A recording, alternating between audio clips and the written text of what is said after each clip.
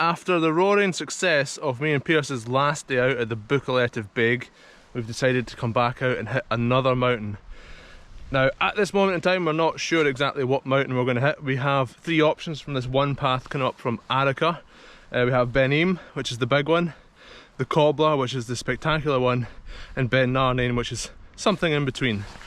We've come here because the Central Belt, Glasgow, Edinburgh, Stirling, Perthshire, all these places are currently in tier 3 or 4 in the coronavirus lockdown, and technically those people aren't allowed to travel out of their areas, although I'm hearing plenty of Glaswegian accents. So we've come here just because it's normally really busy, and today it's quieter than it usually would be for a day like this, probably to the tune of about 1/3.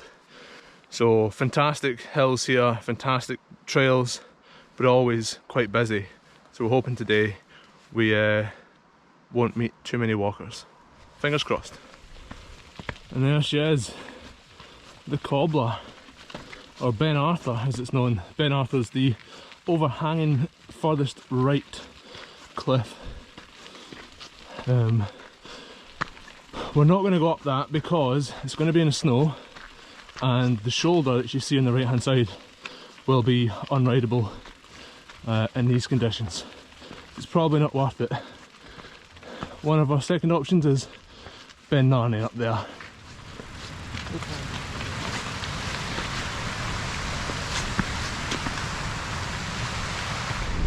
Right, first fork here.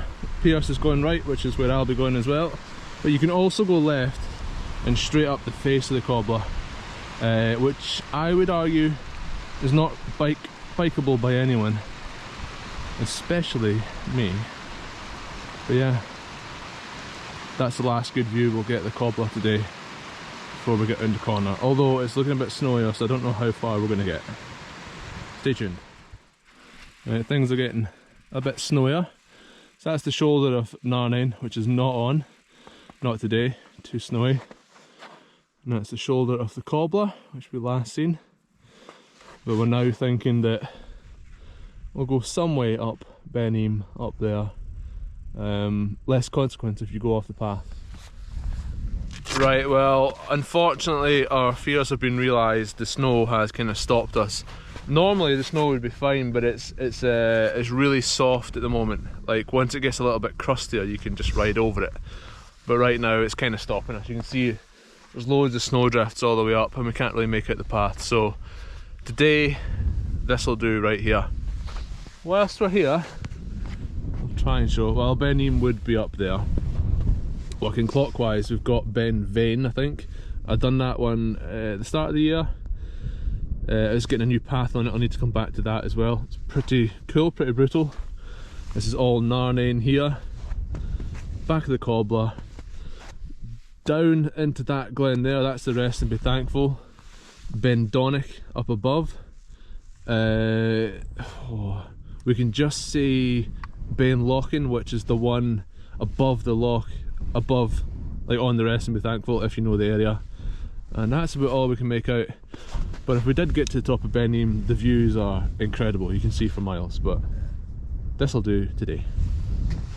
Things got very cold very quickly as soon as you stop. Yeah. Freezing. Yeah.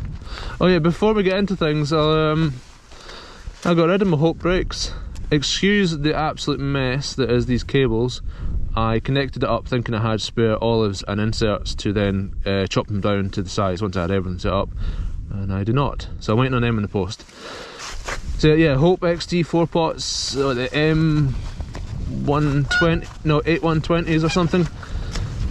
And I've got these solely for the reason of the high-pitched squeal that the Hope U4s get. Not a problem in real life, but unfortunately it picks it up on camera quite badly, and I felt it was just kind of ruining my videos. Although these things when they're cold, quite noisy. We'll see how she goes.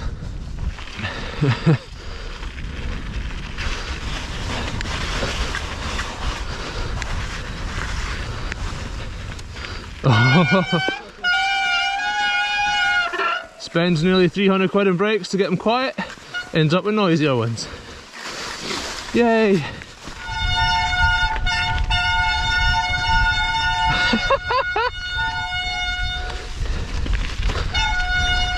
Heat up! Heat up!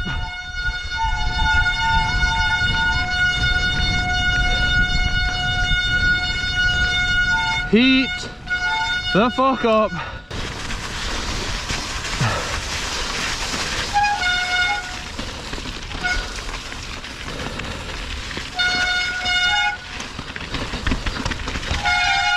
Oh, for fuck's sake!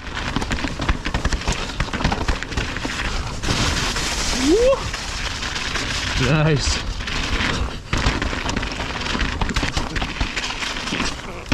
Yes.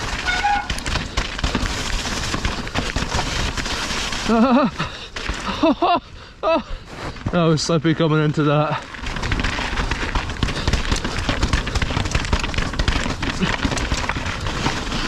Oh.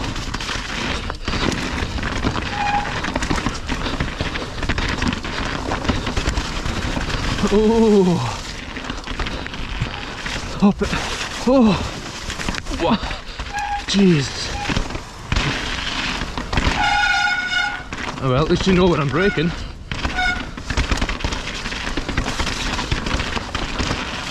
No hiding that.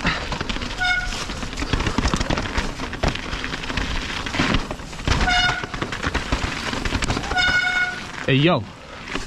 Hey yo, TP. Oh, it's okay, it's okay.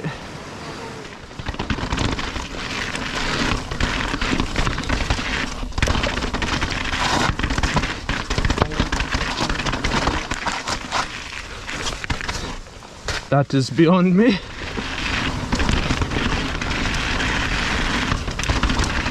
Yes. That's the game. Beautiful silent brakes now.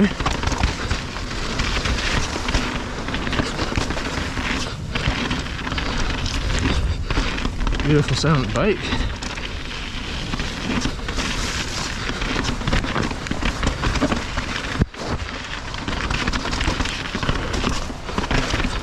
Oh, sorry, cheers.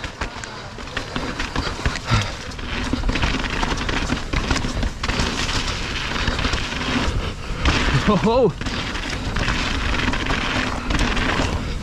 yeah, that's more like it.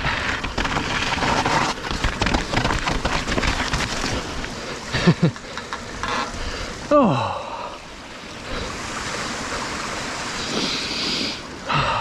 oh, well, the brakes took forever to heat up and shut up, but once it did, very impressive.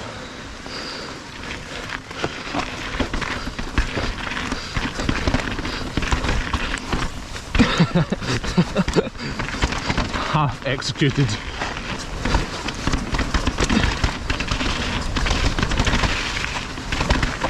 Okay, the brakes are good though.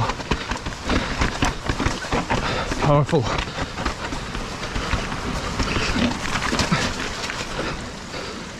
Power.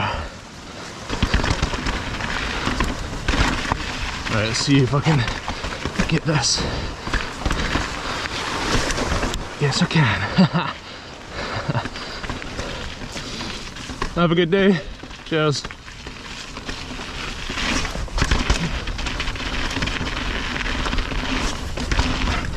Right, new section. More tame section. Lift the front wheel over the danger there.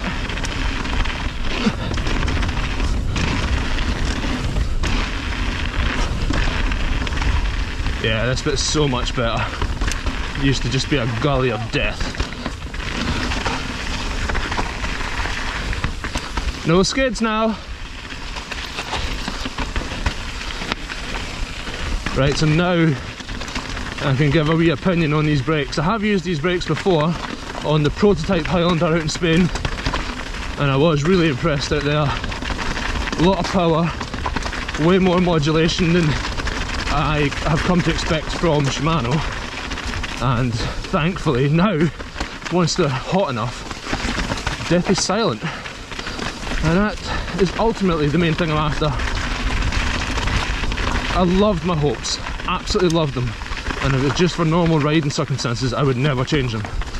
But when you just get a little high-pitched squeal that ruins videos, you've got to make some compromises.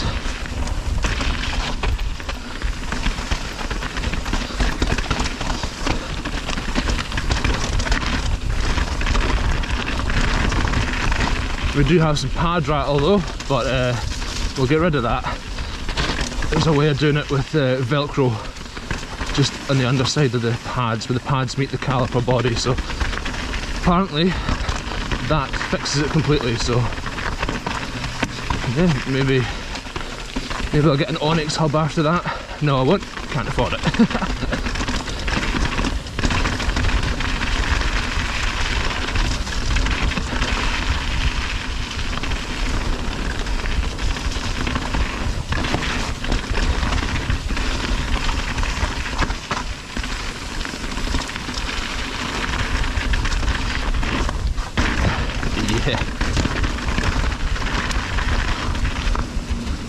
Nice one.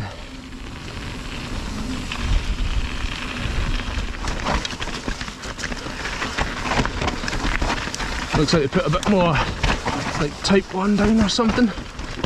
Oh, that is not the line, this is the line. It's a hole. Nice. Hopefully there's enough light for the cameras to work here, because it's stunning, beautiful green. That kind of algae floor. There we go. Oh. Oh. Yeah, having to feather the brakes a little bit more than usual. There is more power available and a less defined, or sorry, a more defined point in which they grab, but you can adapt. Let's see if we can do the high line.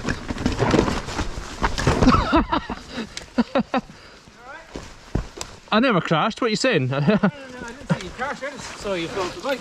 I don't care for the accusations. The high line doesn't really work. No? Well, not if you clip the tree.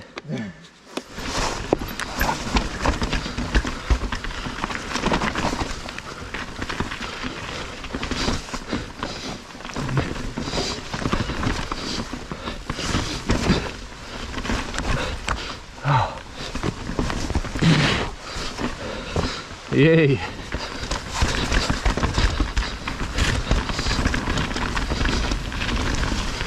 Keep it around there. So, oh yes.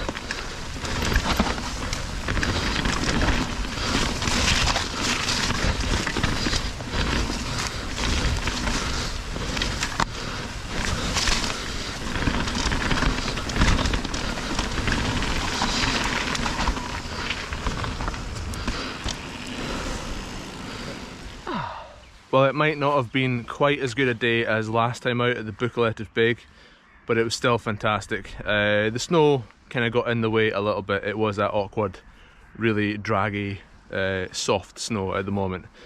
And then, I don't know how much I cut from the YouTube edit for those breaks, but they would not shut up for so long. And I could not brake for long enough to try and get some heat into them. But I am forgetting that there is a bedding in process as well. I didn't do too much bedding in just outside my house when I fitted them, so hopefully that's the most noise that they'll ever make. And once they wear up to temperature, absolutely fantastic. So I hope they are as reliable as my hopes. I hope they remain as consistent as my hopes, and I hope they stay quiet. Otherwise my E4s are going straight back on. So yeah, that was Ben Eam kinda. But we'll be back up there soon enough. Hopefully the snow thaws out and or goes really crusty and we get back up and do some more, whilst Glasgow and the Central Belt is still locked down, which I think we've got another week or so. So see what we can do. Thanks for watching. Ciao.